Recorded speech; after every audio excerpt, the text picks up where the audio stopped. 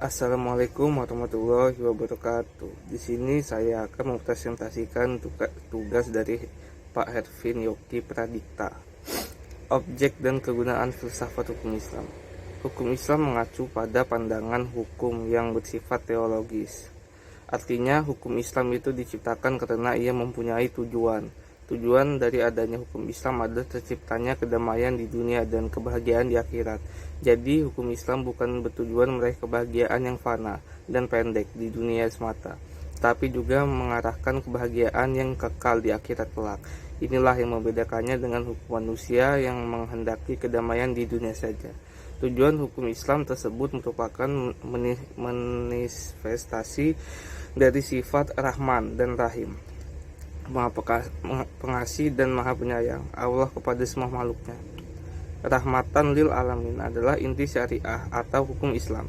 Keberadaan syariah tersebut dapat menegakkan perdamaian di muka bumi dengan pengaturan masyarakat yang memberikan keadilan kepada semua orang. Keadilan sangat mulia di hadapan Tuhan, dan sifat adil merupakan jalan menuju takwa setelah iman kepada Allah.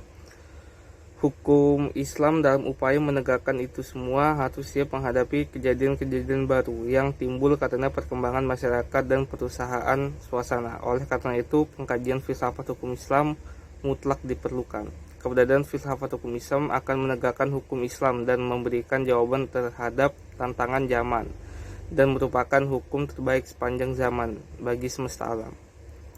Sebagaimana dikemukakan sebelumnya, setidaknya ada 5 sistem hukum yang hidup dan berkembang di Indonesia, yaitu Common Law yang juga dikenal dengan Anglo-Saxon, 2 Civil Law atau biasa disebut Eropa kontinental, yang ketiga ada Custom Law, yang keempat Islamic Law, dan yang kelima sistem hukum sosialis komunis. Manfaat studi filsafat hukum Islam adalah menjelaskan kajian filsafat hukum Islam akan memberikan pengetahuan hukum Islam secara utuh pada ahli hukum Islam. 2. Filsafat hukum Islam diperlukan untuk pengkajian secara mendalam terhadap hukum Islam. 3. Untuk mewujudkan hukum yang berkeadilan yang senantiasa sesuai dengan kondisi zaman. 4. Pengkajian filsafat hukum Islam memungkinkan pemahaman Islam secara menyeluruh dengan ilmu-ilmu agama lainnya.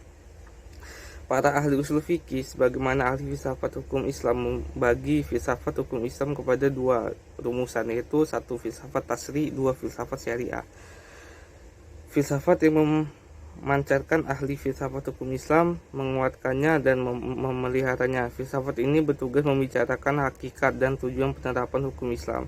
Filsafat tasri terbagi kepada Da'aim al-Ahkam atau dasar hukum Islam, yang kedua Mabadi al-Ahkam, prinsip-prinsip hukum Islam, 3 Usul al-Ahkam atau pokok-pokok hukum Islam atau Mashadir al-Ahkam, sumber-sumber hukum Islam, yang keempat ada Maqasid al-Ahkam, tujuan-tujuan hukum Islam, yang kelima ada Qawaid al-Ahkam, kaidah-kaidah hukum Islam.